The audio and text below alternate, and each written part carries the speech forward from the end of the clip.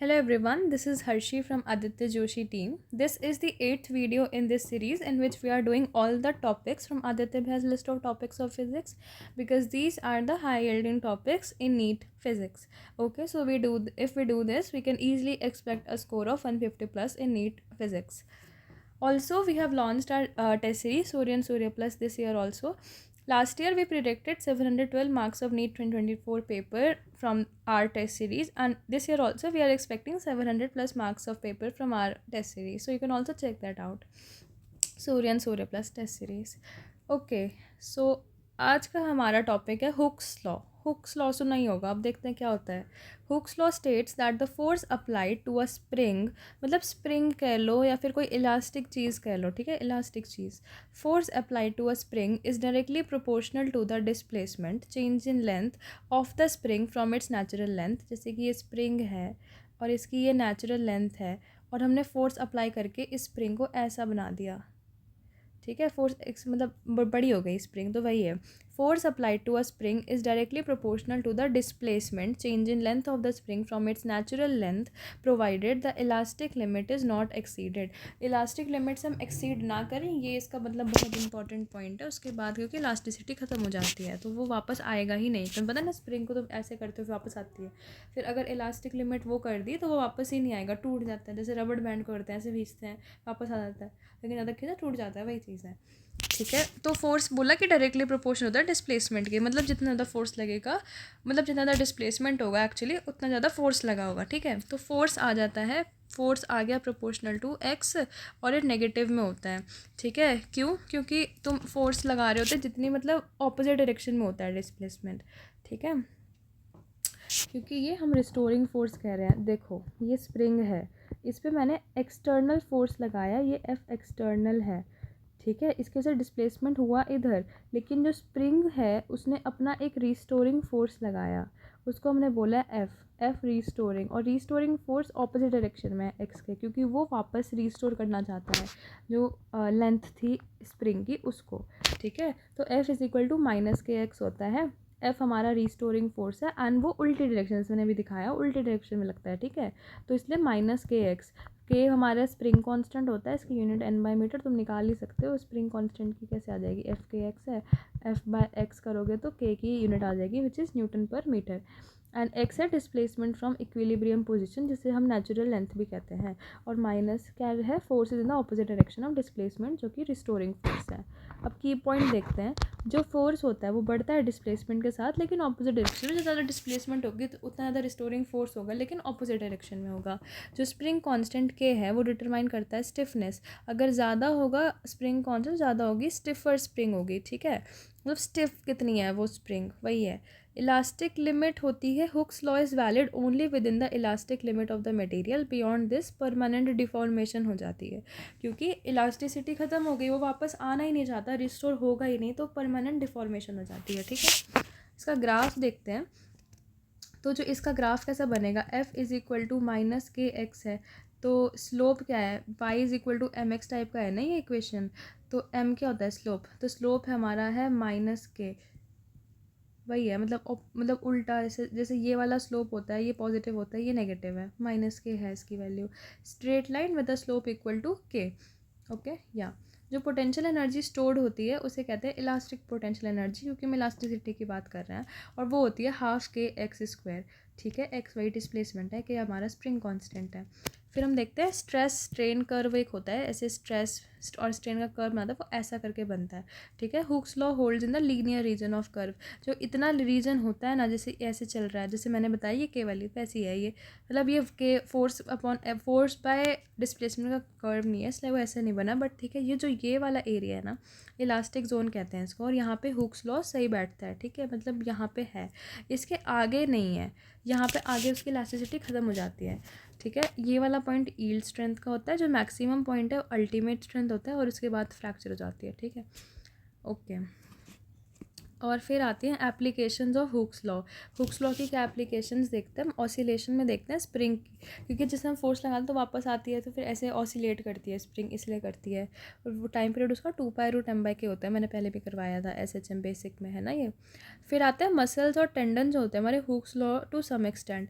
तो देखो क्या होता है ना, जैसे कोई भी मसल है, जैसे कोई भी मेरी बोन है, मान लो ये फीमर है, ऐसे करके ये नेक है फीमर का, यहाँ से कोई भी मसल लग रही है या मतलब कहीं से भी हो रही है, ठीक है। तो अगर वो मसल है वो इंसर्ट करती है, मतलब मसल का ओरिजिन होता है, एक इंसर्शन होता है, तो जो भी वो इंसर्ट करती है ना वो यूजुअली टेंडन बना के करती है। तो जो मसल्स और टेंडन्स होते हैं वो फॉलो करते हैं हुक्स लॉ को कुछ एक्सटेंड तक, ठीक है। तुम समझोगे ये बात आगे। ओके, हुक्स लॉ डिस्क्राइब्स, मतलब Hooke's law in a nutshell क्या है कि describes the behaviour of elastic material, जैसे कि स्प्रिंग्स है, रबर बैंड है, मेटल वायर्स है, जब उनको डिफॉर्म किया जाता है, यानी कि उन पर एक्सटर्नल फोर्स लगाया जाता है। जो अभी नॉर्मल पड़े हैं, अच्छा खासा, किसी को परेशान नहीं कर रहे, तुम गए, तुम्हें है कोई परेशानी, उसे तुमने ऐसे फोर्स लगाया और उसकी कुछ हो गई, डिफॉर्मिटी आ गई उसमें, ठीक है, वो फैल गया, उसमें रिस्टोरिंग फोर्स लग रहा है जो कि वापस लाना जा रहा है, ठीक है, इमेज बन गई दिमाग में, यही है हुक्स लॉ, वही डिस्क्राइब करता है कि जितना रिस्टोरिंग फोर्स है वो इसके प्रोपोर्शनल है कि उसकी कितनी डिस्प्लेसमेंट हुई है नेचुरल लेंथ से, ठीक है। ओके, चलो क्वेश्चंस करते हैं। अब हुक्स लॉ में देखो थ्योरी बहुत ही कम है क्योंकि एक ही है, यही है हुक्स लॉ। अब देखो आगे मैंने मतलब इसमें बहुत सारे क्वेश्चंस लाई हूँ मैं, ताकि तुम्हें मैक्सिमम हुक्स लॉ के क्वेश्चन सारे बन जाए। सॉलिड चैप्टर में यही चीज़ सबसे इंपॉर्टेंट है और इसी में क्वेश्चन आते हैं, ठीक है। चलो क्वेश्चन नंबर 1 देखते हैं फिर। फॉलोइंग 4 वायर्स हैं, दे ये 4 वायर के लेंथ और डायमीटर दे रखे हैं, they're made of the same material. जब भी सेम मटेरियल आए ऐसे करके अंडरलाइन करो इसको और लिखो कि इनका गामा सेम है, ठीक है। गामा होता है यंग्स मॉडुलस ऑफ इलास्टिसिटी, ये एक मतलब जो तुम्हें वायर दे रखी है उसकी इंट्रिंसिक प्रॉपर्टी है। तो अगर मटेरियल सेम है तो गामा सेम हो जाता है। Now which of them will have the largest extension when the same tension is applied. Tension same लगा रही हूँ यानी कि फोर्स भी सेम है, तो एक्सटेंशन किस में सबसे ज़्यादा होगा। अब एक ये फॉर्मूला याद कर लो, ठीक है। इस चैप्टर में तुम्हें बस ये फॉर्मूला याद करना। जैसे मैंने पिछले वाली उसमें जो हमारा टॉपिक था एक्सपेंशन का, उसमें मैंने 2 फॉर्मूले याद रखने बोले थे, इसमें बस ये वाला फॉर्मूला याद रखो, delta L is equal to FL/A gamma, ठीक है। तो हमें पूछा है कि एक्सटेंशन मतलब कि डेल्टा एल ही है इस केस में। एक्सटेंशन मतलब चेंज इन लेंथ ही हुआ ना एक तरीके से, कि ओरिजिनल इतनी थी इतनी ही हो गई, अब तो ये कितना एक्सटेंशन हुआ, तो delta L that is equal to FL/A gamma. अब F क्या है, सेम टेंशन, और गामा कांस्टेंट है ना, तो F और गामा कांस्टेंट हो गया, तो डेल्टा एल किसके प्रोपोर्शनल हो गया, L/A के। और जो एरिया होता है वो क्या होता है, πd²/4 होता है ना, πr², वही लिखा है। तो ये मतलब कि डायमीटर के भी ऐसे d² डायमीटर दे रखा है हमें, तो वो वैसे ही होता है, स्क्वायर के प्रोपोर्शनल होता है एरिया, है ना, क्योंकि एरिया क्या होता है,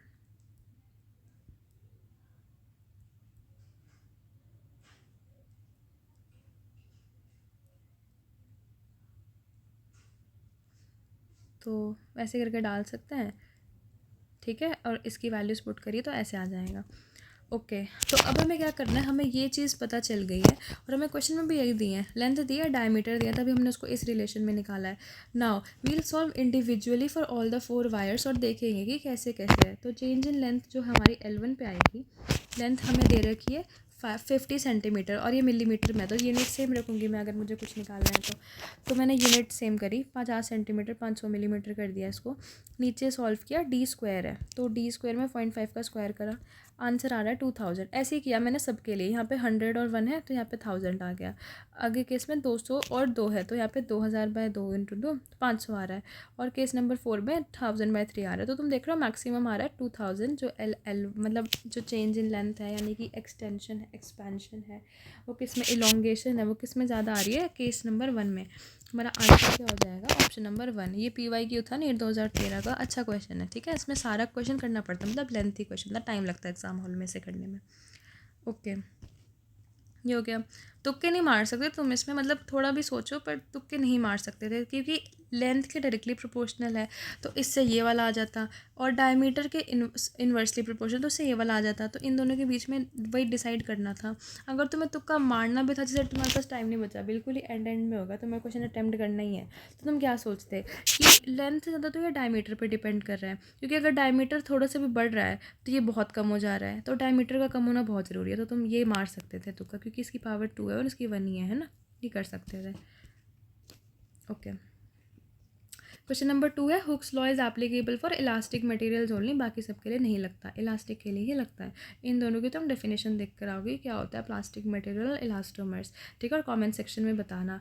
अगर कोई डाउट है या फिर कोई चीज़ समझ नहीं आई है, लाइक कोई भी चीज़ हो, तो you can put that out in the comment section, I will reply. Okay, modulus of elasticity जो होता है gamma of a material does not depend upon shape, temperature, nature of material या इम्प्योरिटीज़ मिक्सड। देखो जो gamma होता है ना, modulus of elasticity, वो एक मतलब कि तुम वायर लग रहे हो, उसकी इंट्रिंसिक प्रॉपर्टी है, इंट्रिंसिक उसके मॉलिक्यूल्स हैं, एटम्स हैं, जो भी चीज़ उसे अफेक्ट करेगी वो गामा अफेक्ट करेगी, ठीक है। तो टेम्परेचर अफेक्ट करती है ना, क्योंकि टेम्परेचर अगर हम बढ़ाते हैं तो जो एटम्स होते हैं हमारे, उनकी काइनेटिक एनर्जी बढ़ जाती है, और काइनेटिक एनर्जी बढ़ जाती है तो वो गामा को ऑब्वियसली अफेक्ट करेगी, क्योंकि मतलब काइनेटिक एनर्जी बढ़ तो ये दूर दूर हो जाएंगे, और दूर दूर हो जाता है तो गामा कम हो जाता है। तो टेम्परेचर का भी फ़र्क होता है। नेचर ऑफ मटेरियल, तो ऑब्वियसली नेचर ऑफ मटेरियल में गामा मतलब एटम्स ही वो हो जाएंगे, तो मॉडुलस ऑफ इलास्टिसिटी तो डिपेंड करता ही उस पर। इम्प्योरिटीज़ मिक्सड, इम्प्योरिटीज़ किस लेवल पे जाके मिक्स होती हैं, अंदर मॉलिक्यूलर लेवल पे ही तो होंगी, है ना, तो इम्प्योरिटीज़ भी अफेक्ट करती हैं, लेकिन शेप नहीं अफेक्ट करती, क्योंकि शेप एक एक्सटर्नल चीज़ है, वो गामा को क्यों अफेक्ट करेगी, है ना। Modulus of elasticity internal property and hence is unaffected bye shape, तो ये चीज़ याद रख लेना। क्वेश्चन नंबर 4 अच्छा क्वेश्चन है, मतलब बहुत लेंदी क्वेश्चन है, तभी मैं इसको लेकर आई स्पेशली, ताकि तुम्हें बहुत चीज़ें पता चलेगी इससे। चलो इसका डायग्राम बनाते हैं पहले। कॉपर वायर है, लेंथ इसकी 2.2 मीटर है, और एक स्टील वायर है जिसकी लेंथ 1.6 मीटर है, बना लो। कॉपर वायर है, स्टील वायर है, लेंथ 2.2 मीटर, स्टील की 1.6 मीटर, दोनों का डायमीटर 3 मिलीमीटर का है। They are connected end to end connect करना मतलब एक एंड खत्म हो दूसरा जोड़ दिया। वैसे जब इनको स्ट्रेच करते हैं एक लोड से, इनके ऐसे W एक लोड मारता है, net elongation is found to be 0.70 millimetre. मतलब अगर तुम्हें ऐसे नहीं देखना तो ऐसे देखो, ये कॉपर की वायर है, स्टील की वायर है, यहाँ पे एक लोड टांग दिया, तो लोड कैसे इस पर फोर्स लगेगी नीचे की तरफ, तो ये एक्सटेंड मतलब कि क्या करेंगी, एलोंगेट करेंगी, ठीक है, एक्सटेंशन होगा इनमें। तो net elongation is found to be 0.70 millimetre, net elongation आया, तो कितना लोड अप्लाई किया था हमें ये निकालना है, ठीक है। मैंने तुम्हें फॉर्मूला याद कराया था ना, delta L is equal to F L by A gamma, लगेगा यही फॉर्मूला यहाँ पे भी। जो हमारा लोड है वो क्या कर रहा है, फोर्स ही तो है एक तरीके से, वेट है ना, वेट क्या होता था, फोर्स है ना, तो ये फोर्स ही है, तो फोर्स यहाँ पे क्या आ जाएगी, मतलब हमें delta L A gamma upon में एल करना है, ये हमें करना है एट द एंड। तो हम चलो निकालते हैं, हमें सारी वैल्यूज़ निकालनी पड़ेगी। हमें गामा की वैल्यू पता है, लेंथ की वैल्यू भी पता है इनिशियल, डेल्टा एल और वो सब निकालना है, ठीक है। चलो पढ़ते हैं।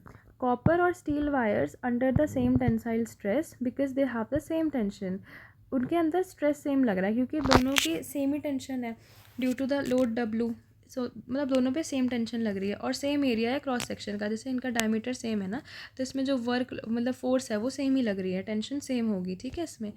और स्ट्रेस का एक फॉर्मूला तुम्हें याद करना है, ये वाला gamma delta L by L, मैं तो ऐसे याद रखती थी, stress is equal to gamma delta L by L. और एक और फॉर्मूला आता है, स्ट्रेस और स्ट्रेन का रिलेशन है वो, okay. Stress is equal to gamma times strain, ये होता है स्ट्रेन, तो ये याद रख लेना, stress is equal to gamma delta L by L. अब और दोनों केस में हमने क्या बोला कि टेंसाइल स्ट्रेस सेम है क्योंकि सेम टेंशन लग रही है और क्रॉस सेक्शन एरिया सेम है, तो स्ट्रेस सेम होने का क्या मतलब है, gamma delta L by L copper का, कॉपर ही है, हाँ कॉपर की वायर का, वही स्टील के वायर के साथ सेम हो जाएगा, gamma steel delta L upon में एल। अब तुम्हें क्या करना है, देखो इसको रीअरेंज करना है, डेल्टा एल सी अपॉन में डेल्टा एल एस लाओ, और ये इधर ही रहेगा, ये इधर चला गया और ये ऊपर चला जाएगा, ठीक है। बस इसको रीअरेंज करके रख दिया, तुम्हें आती है क्रॉस मल्टीप्लिकेशन, ठीक है। अब ये इसकी वैल्यूज़ निकालेंगे, हमें गामा स्टील और गामा कॉपर की वैल्यू दे रखी है, कैसे दे रखी है, यहाँ पे दे रखी है, ठीक है। अब इसको डालेंगे और हमें इनिशियल लेंथ की तो पता ही है, यही है ना, तो इसको सॉल्व करेंगे, we solve this out and answer is 2.5, यानी कि जो चेंज इन लेंथ है, इनका जो रेशियो है वो 2.5 है, और टोटल इलोंगेशन हमें बोली थी उसने कि टोटल इलोंगेशन 0.70 मिलीमीटर है। तो पूरी की पूरी इलोंगेशन 0.70 है, यानी कि 7×10⁻⁴ मीटर है। क्यों? 1000 मिलीमीटर होते हैं ना, फिर 1 मीटर बनता है, और ये तो 0.7 था, तो मल्टीप्लाइड करना पड़ेगा 10⁻⁴ के साथ, मीटर हो गया। अब दो इक्वेशन देखो, एक तो मैं ये रेशियो पता है, एक तो मैं इनका सम पता है, निकाल नहीं सकते। डेल्टा एल सी की वैल्यू कितनी आ जाएगी? 2.5 डेल्टा एल एस इसको वैल्यूज इसमें डाली, we solve this out and are get our answer as delta L S की वैल्यू इतनी आ जाती है। तो डेल्टा एल सी की वैल्यू 2.5 मल्टीप्लाई कर दो तब आ जाएगी, तो इतनी आ गई। Now we know the differences की वैल्यू। अब वर्क डन क्या है, ये कहाँ से आ गया तुम्हें लगेगा? मैंने क्या याद करवाया था? Delta L is equal to F L upon में ए गामा, और एफ की वैल्यू कितनी आ रही है? डेल्टा एल इंटू में ए इंटू में गामा अपॉन में एल। ठीक है, हमने इसे यहाँ पे कॉपर कनेक्ट कर लिया, क्योंकि कॉपर और स्टील सेम ही आएगा दोनों से आंसर। ए क्या होता है? पाई और आर स्क्वायर।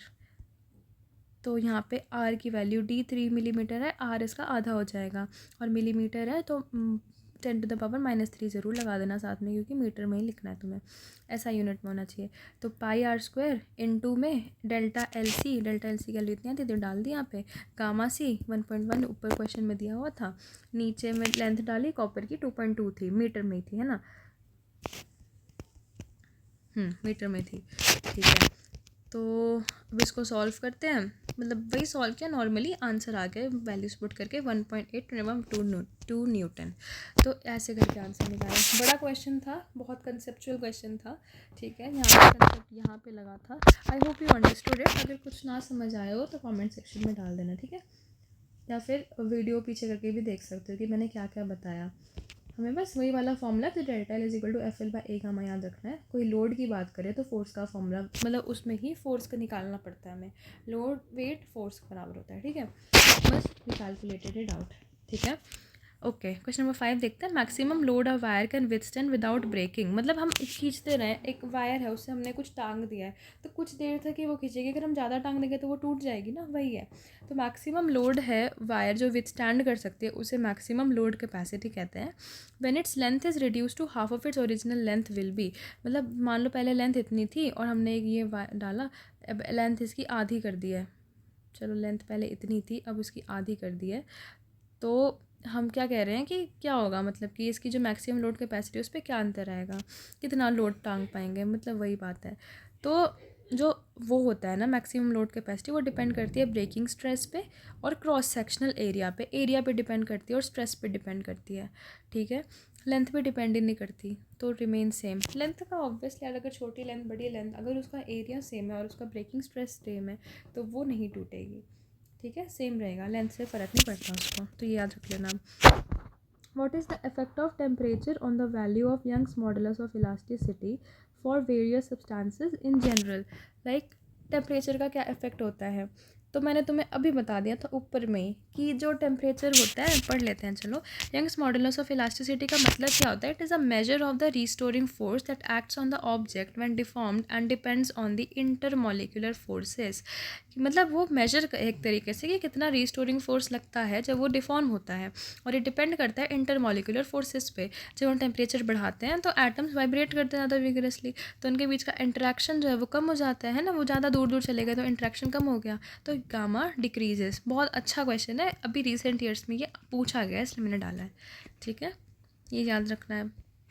क्वेश्चन नंबर 7 कह रहा है 2 वायर्स है कॉपर की, इनका लेंथ का रेशियो इतना है, रेडियस का रेशियो इतना है, सेम फोर्स से स्ट्रेच कर रही हैं और गामा भी सेम है क्योंकि कॉपर की वायर है। तो रेशियो ऑफ लॉन्गिट्यूडनल स्ट्रेन निकालना है। लॉन्गिट्यूडनल स्ट्रेन बेसिकली हमारा वही होता है F/A, ठीक है, स्ट्रेस के प्रोपोर्शनल होता है strain, and it is F/A, force per unit area. तो स्ट्रेन 1/स्ट्रेन 2 करते हैं, F1/A1 मल्टीप्लाइड बाय F2/A2, मतलब ये होगा ना, तुम्हें पता है स्ट्रेन 1 की वैल्यू है F1/A1, स्ट्रेन 2 की वैल्यू है F2/A2, इनको डिवाइड कर रहे हैं तो रेसिप्रोकल हो जाएगा, ऊपर आ जाएगा ये, है ना, वही चीज़ करिए। F1 और F2 तो सेम है, क्यों बोला है ना यहाँ पे, stress by the same force, तो F कट गया। A2/A1 कैसे निकालेंगे? R1/R2 का स्क्वायर होता है वो। अब यही है, R1 और R2 1/4 नहीं लिख देना, ठीक है, आंसर है भी नहीं ऑप्शन में, तो तुम्हें गलती नहीं होती, चलो ये वाली तो A2/A1 का रेशियो निकालना है और ये R2/R1 का होल स्क्वायर हो जाएगा ना, पाई आर स्क्वायर, पाई तो कॉन्स्टेंट है, पाई अगर लिख भी दो तो क्या है, कटना ही है उसे, तो मत लिखो। R2/R1 करो, R1/R2 पता है 1/4 होता है, तो R2/R1 4/1, इसका स्क्वायर करेंगे 16:1, आंसर आ गया। ठीक है, ईजी राइट। बस तुम्हें ये आना चाहिए था कि स्ट्रेस जो होता है, स्ट्रेन जो होता है वो स्ट्रेस के प्रोपोर्शन होता है, it is equal to proportional to F/A। Okay, चलो ये क्वेश्चन देखते हैं अब। अ वायर है लेंथ L की और रेडियस R की, रिजिडली फिक्स है एक एंड पे। Stretching the other end of the wire with the force F, मतलब फोर्स F से हमने एक एंड खींचा तो इंक्रीज जो आया उसकी लेंथ में वो L आया। ठीक है, छोटा L, उसकी लेंथ बढ़ गई। ठीक है, पहले ओरिजिनल इतनी थी, फिर थोड़ी सी बढ़ गई फोर्स की वजह से वो L बढ़ी। अब दूसरी वायर है सेम मटेरियल की, यानी कि गामा सेम है, लेकिन इसकी लेंथ 2L है और रेडियस 2R है, वो स्ट्रेच करी विद द फोर्स 2F, तो increase in its length will B. ये 2L है और इसका रेडियस भी सेम है, पर और इसको 2F से स्ट्रेच किया तो इसका क्या मतलब कि इंक्रीज इन इट्स लेंथ कितना होगा। ओके, पहले इंक्रीज इन लेंथ का फॉर्मूला FL/A गामा, एक ही फॉर्मूला मैंने तुम्हें बोला है रटने के लिए, वही एक फॉर्मूला है। ठीक है, और L की वैल्यू क्या है, FL/A गामा, और A की value pi R square gamma. ठीक है, फोर्स हमारा कांस्टेंट नहीं है, यहाँ पे 2F है, लेंथ हमारी कांस्टेंट नहीं है, एरिया हमारा, देखो एरिया भी कांस्टेंट है क्योंकि रेडियस कांस्टेंट नहीं है, तो पाई कांस्टेंट है, पाई एक कांस्टेंट है, गामा कांस्टेंट है क्योंकि मैंने ऊपर ही लिख दिया था, ये सेम मटेरियल है ना, तो गामा, तो चीज़ें ये कांस्टेंट है, ये कांस्टेंट, इसको बाहर निकालो और प्रोपोर्शनैलिटी का साइन लगाओ, FL/R² क्योंकि गामा कांस्टेंट है। अब हम क्या करते हैं, रेशियो निकालते हैं। ये जो ये L है और यहाँ पे L' है, इसका रेशियो, इसको L1 मानते हैं, इसको L2 मानते हैं और इसका रेशियो निकालते हैं, या फिर उल्टा करते हैं, L2/L1 का रेशियो निकालते हैं। तो L2/L1 कितना हो जाएगा, L जो है वो प्रोपोर्शनल है FL और नीचे है R², यानी कि पहले मैं ऊपर L2 लिख रही हूँ तो F2 लिखूँगी, L2 लिखूँगी और R2 नीचे लिखूँगी, तो वही है F2 L2 ऊपर और R² है तो R2 का स्क्वायर नीचे चला गया। सिमिलरली ऐसा लिखा है इसके लिए। ठीक है, मतलब मैं तो इसको ऐसे समझती थी, जब मतलब किसी को कन्फ्यूजन हो कि L1 की वैल्यू कितनी होगी, F1 L1 अपॉन में R1², F1 L1 अपॉन में इसका ऊपर हो जाएगा क्योंकि ये खुद नीचे है, तो R1²। इसको सॉल्व करेंगे, F2 की वैल्यू 2F, F1 की वैल्यू F, L2 की वैल्यू 2L, मतलब L1 की वैल्यू L, R1 की वैल्यू R, R2 की वैल्यू 2R। इसको सॉल्व करा, हमारा आंसर आ गया सेम, कि L2 और L1 दोनों सेम ही है, तो जो इंक्रीज है लेंथ में वो सेम ही रहेगा, L ही रहेगा। ठीक है, easy question right. Okay, that finishes our Hooke's law, जो कि बहुत इंपॉर्टेंट टॉपिक है सॉलिड्स वाले चैप्टर से। क्वेश्चन आ जाते हैं, एक तो इजी टू डू क्वेश्चन आते हैं, ऐसे क्वेश्चन करो 4 नंबर फ्री में मिलते हैं। ठीक है, कभी कभार 2 क्वेश्चन आ जाते हैं। चलो देखते हैं मैं हर एक क्वेश्चन से क्या याद रखना है। पहले क्वेश्चन से क्या याद रखना है, ये फॉर्मूला, बस ये फॉर्मूला, और उसके बाद जो तुम्हें जो चीज़ पूछी जाए, सेम मटेरियल दिखे तो गामा सेम कर दो, सेम टेंशन दिखे तो फोर्स सेम कर दो, जो चीज़ें बाकी बच जा रही हैं उनको देख लो, वेरिएबल प्रोपोर्शनैलिटी साइन लगा दो, कंपेयर कर लो, जिसमें लेंथ और डायमीटर दिया है just compare it. Okay, easy. Hooke's law elastic materials पे लगता है। Modulus of elasticity intrinsic property है, शेप पे डिपेंड नहीं करती है। कॉपर वायर वही वाला क्वेश्चन है, मतलब बहुत अच्छा क्वेश्चन। नेट हमें इलोंगेशन पूछी थी इसने, नेट इलोंगेशन दी थी और पूछा था कि कितना लोड रखा होगा, तो पहले हमने स्ट्रेस निकाला, फिर हमने ये वाला फॉर्मूला लगाया। ओके, फिर हमने एक मैक्सिमम लोड है, मैक्सिमम लोड कैपेसिटी का रिलेशन देखा कि मैक्सिमम लोड कैपेसिटी लेंथ पे डिपेंड नहीं करती है, डिपेंड करती है ब्रेकिंग स्ट्रेस पे और क्रॉस सेक्शनल एरिया पे। ये याद रखना था इस क्वेश्चन में। व्हाट्स इट्स इफेक्ट, टेम्परेचर पे क्या, टेम्परेचर का क्या इफेक्ट होता है, गामा डिक्रीज हो जाता है। ठीक है, रीज़न भी बता दिया मैंने, बाकी तुम ये इतना याद रख लोगे तो बहुत है। 2 वायर्स ऑफ कॉपर जिनका लेंथ का रेशियो, रेडियस का रेशियो और लॉन्गिट्यूडनल स्ट्रेन निकालना है, स्ट्रेन प्रोपोर्शन होती है स्ट्रेस के, which is proportional to F/A, ये याद रखना है इसमें।